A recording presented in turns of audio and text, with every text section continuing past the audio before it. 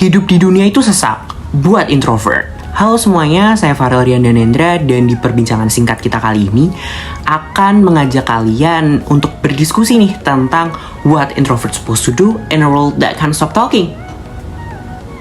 Hidup di tengah kultur di mana bersikap as an extrovert, being social butterfly adalah segalanya, menjadikan hidup dengan kepribadian introvert konon bisa sangat menyulitkan, merepotkan, menyusahkan, bahkan memalukan.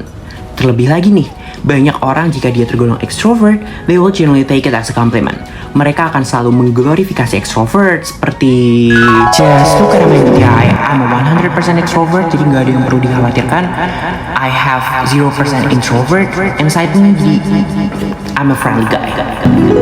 Hello, itu bukan sebuah achievement, bukan sebuah prestasi atau validasi atas kelebih unggulan kamu ketika menjadi an extra outgoing, overly expressive person beyond somebody who less extrovert than you.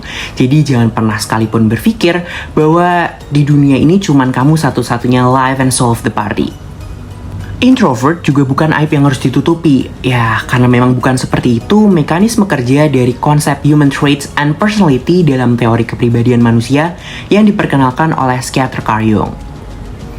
Of course, sebelum melangkah lebih jauh lagi nih, kita harus memahami perbedaan jelas antara introvert as a pure personality dengan pemalu that became a stereotype yang melekat buat para introvert. Kalau pemalu berkaitan dengan ketakutan atas dasar pandangan sosial yang sewaktu-waktu bisa memberi mereka judgment, introvert adalah lebih mengenai tentang respon atas stimulasi, terutama stimulasi sosial.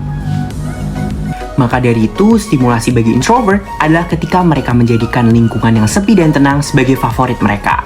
Dan ini sama sekali nggak bisa disalahkan, sama seperti bagi extrovert, nggak ada yang bisa menyalahkan kenapa extrovert lebih nyaman untuk berada di tengah kerumunan orang-orang dan act like they are the main character there. Karena ini benar-benar murni perihal perbedaan antara stimulasi yang cocok bagi masing-masing kepribadian. Susan Cain dalam TED Talk-nya juga pernah berkata bahwa para introvert justru membawa bakat dan kemampuan luar biasa di tengah dunia yang tidak akan pernah diam.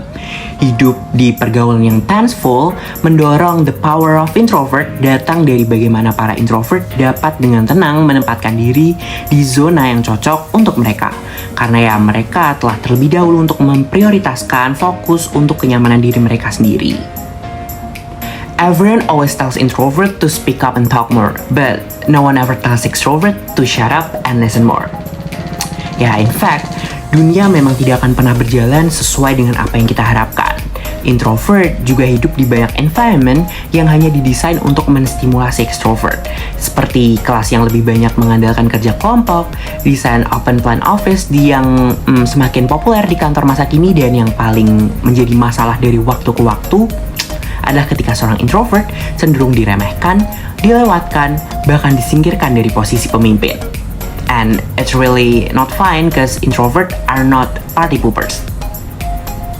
Berdasarkan sebuah riset, ketika seorang introvert memimpin, organisasi akan lebih proaktif terhadap segala ide yang muncul sehingga outcome pun akan tercapai jauh lebih baik. Berbeda dengan para ekstro nih, yang harus sedikit ekstra lebih hati-hati karena mereka ini seringkali kewalahan jika terlalu excited akan tanggung jawab mereka. Ada kecenderungan juga mereka, pemimpin ekstro, akan berpotensi lebih besar untuk menolak gagasan dari subordinatif atas asumsi bahwa mereka itu lebih superior dan lebih dominan. In the end, they can easily miss something that is actually really important. Bukan maksud menyinggung bahwa kemampuan sosialisasi di sini tidak penting, tapi saya ingin menekankan bahwa introvert punya cara sendiri untuk melawan cara jalan dunia yang gak pernah sesuai dengan mereka. Tentu bukan cara yang exaggerating. Ya, para introvert cenderung hanya lebih hati-hati. Mereka mengandalkan kehati-hatian mereka, they tend to be more careful in their action. Manajemen risiko mereka bagus karena cerdas untuk tidak mengambil tindakan dengan risiko berlebihan, dan manajemen krisis mereka juga bagus karena terbiasa menjadi pendengar dan lebih suka mengobservasi, tidak akan membuat mereka gegabah dalam memberi saran dan menyelesaikan sebuah problem. So ya, enjoy being in a crowd seperti stereotype orang tentang extrovert, atau just living your own life cause you work better on your own seperti kata orang tentang introvert, sama sekali bukan apa-apa sekarang. Karena yang terpenting sekarang ini adalah the situation where no one could ever underestimate the others cause we are all valid no matter what. And that statement goes for everything. Semua punya warna, semua punya karakter, semua juga punya kepentingan untuk menjadi perhatian. Terima kasih.